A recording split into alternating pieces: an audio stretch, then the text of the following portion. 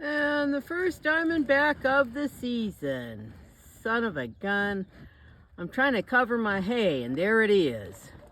And there's one of our king snakes hanging out. That one doesn't look very big, so it might be a baby.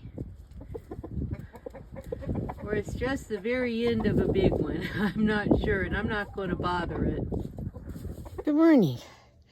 It's Sunday, and of course there's a million things to do. High on my priority list is to clean up this area close to the house and the front door, because I had a rattlesnake right over there by the haystack yesterday morning, and there's too many hidey holes around here and too much junk, so I need to get this all cleaned up.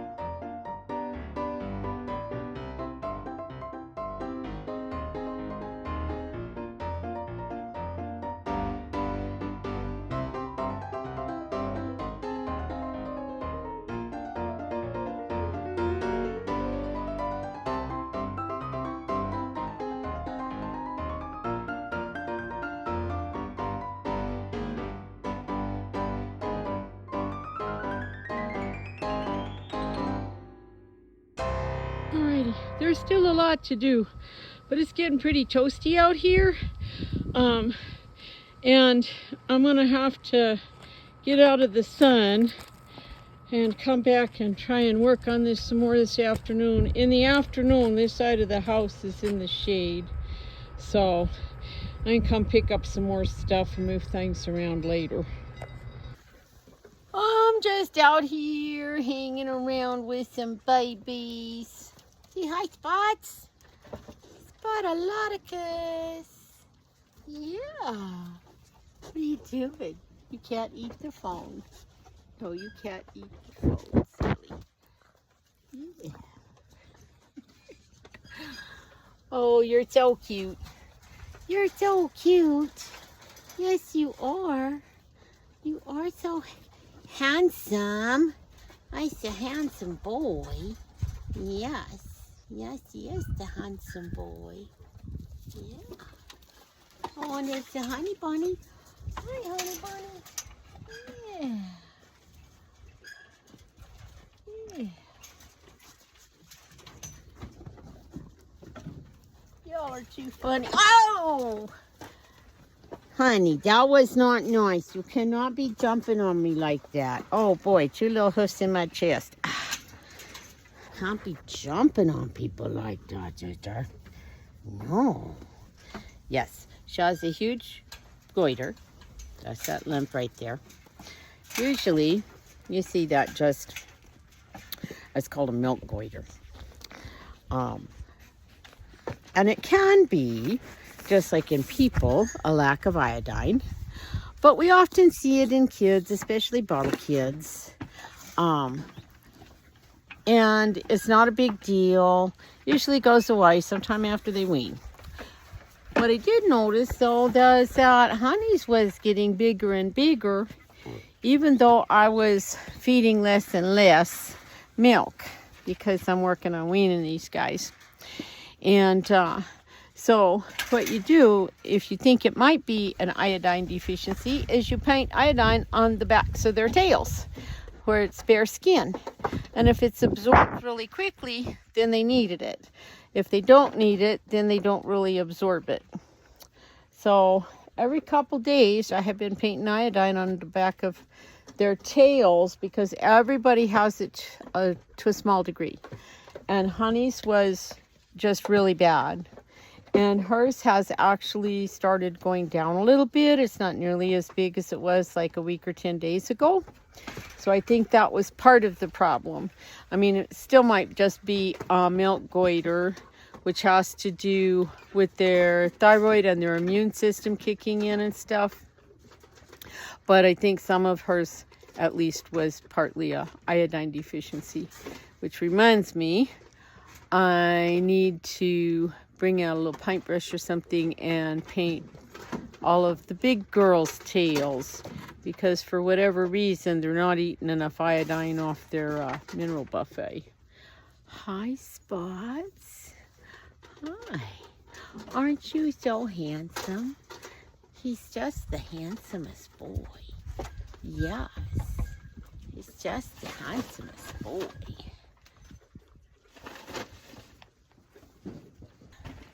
Yeah, what are you doing? Huh? Oh. I have been trying to spend a lot of time with Spots since he is being dam raised. Get him used to being handled and touched all over the place. On his chest and down his legs. And sometimes I'll take him by the collar and lead him around a little bit, just so that he doesn't grow up to be a butthead. Yeah. Because you're not going to be a butthead, are you? You're going to be a sweet boy like your daddy. Yeah, not your daddy, like your grandpa. Your grandpa is bashful, and he is a sweet boy. Unlike your daddy, who is a butthead. Yeah.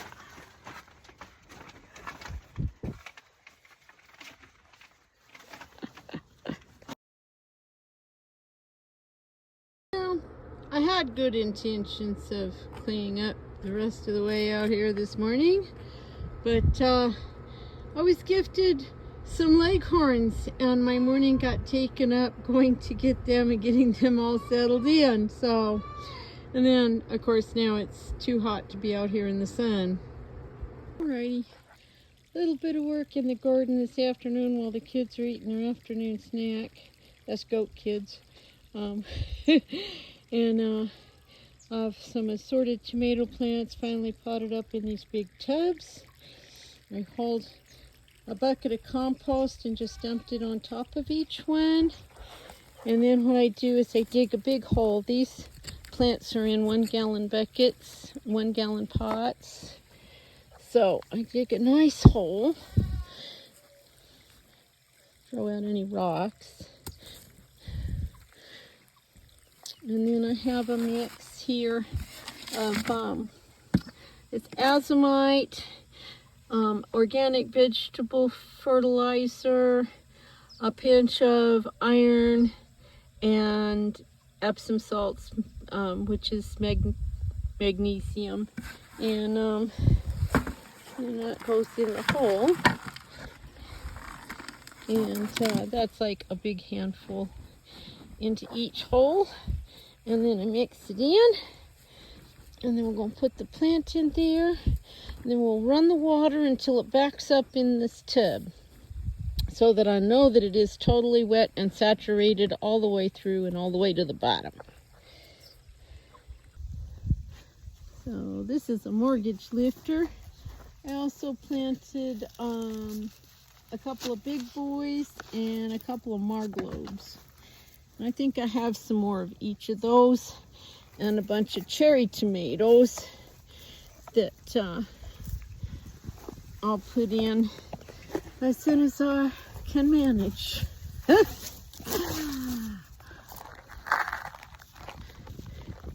Yeah, we didn't get that hole quite as deep as I would have liked it. I might have to bring some more compost over here. Add in here. But it'll do for today. I just want to make sure that these tubs are totally wet. Completely wet all the way to the bottom so they don't dry out easily. These are really big tubs. These are, the cattle ranchers buy these and they have 200 pounds of a protein supplement for their cows in each tub.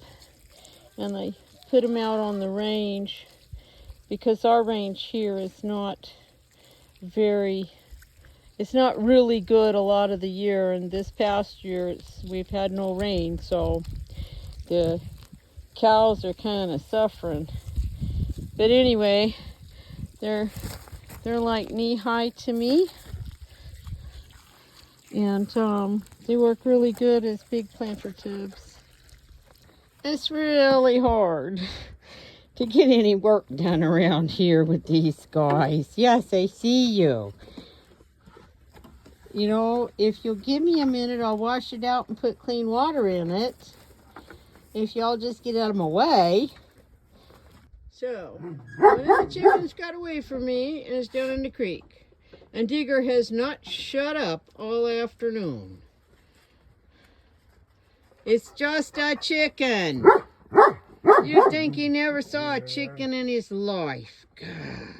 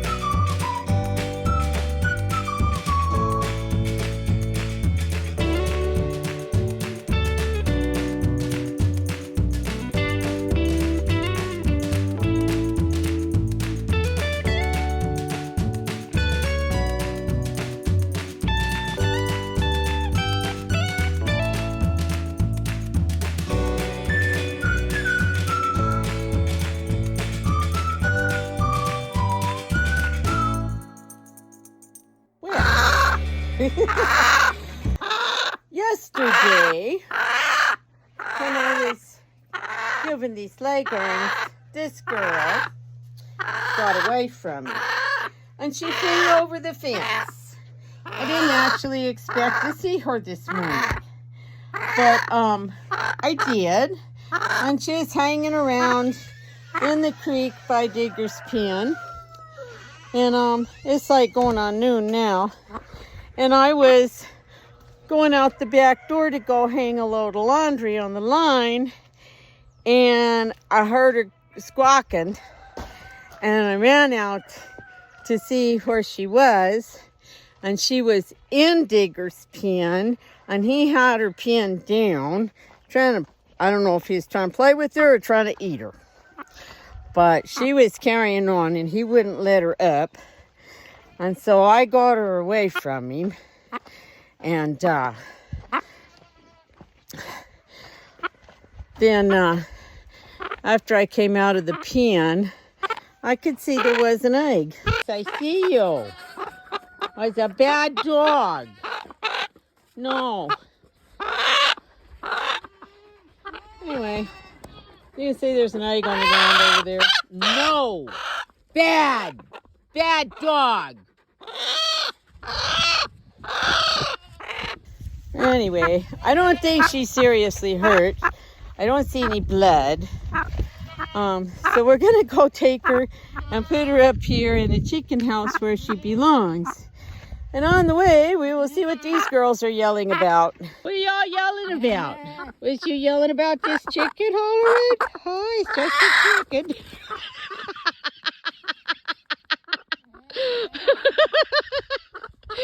Oh my goodness, everybody's gone crazy over this chicken, I tell you. Y'all are funny. She's a little dirty from getting mauled by the dog, but I think she's all right. Yeah. Yeah, how is that? You all right there, sister? Oh, there's an egg on the floor. I better grab that one. Alrighty. One's got a hole in it, but I've just picked up like 8 eggs. I gotta get some more nest boxes up here. What are you gonna do with that egg? Are you gonna eat that egg? Yeah. What are you doing? Yes, I have eggs in my shirt. Yes, I do. Maybe I'll give you one for dinner. Let's see, did you break it? Did you break it?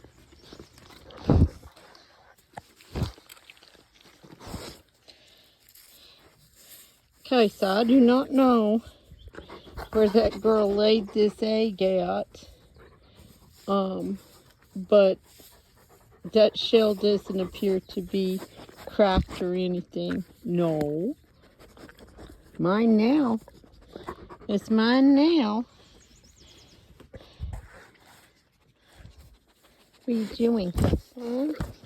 Oh. What are you doing? Huh? You're going to get back in your hole? Okay. Back in your hole? I know it. It's hot. And you've managed to dump all the water out of your tub, messing around with the chicken. The only thing I can think of is the chicken maybe came under the fence trying to get to the water. Or maybe she was hiding under those little weeds and to lay her egg.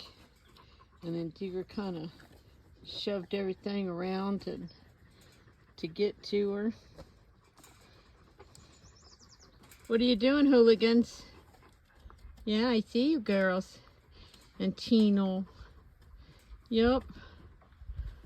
That was exciting, wasn't it?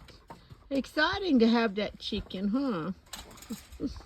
Y'all are getting so big. That's our Isa Browns and our first black copper Marin that hatched. It's a boy, obviously. And the little gray ones are, what were they? Sapphire Olive Acres. And then there's the next 4 black copper Marans that hatched. And I'm thinking that maybe we just have 1 boy and 3 girls in here. That's a boy for sure. But that one in front is probably a girl. And that one is probably a girl. And so is that one in the back. So, awesome. Alright, I don't know how I'm going to do this. When I was watering earlier, I got stung by a bee. Like right there. And it's still a little bit warm. It's a little bit of swelling. It's getting very itchy.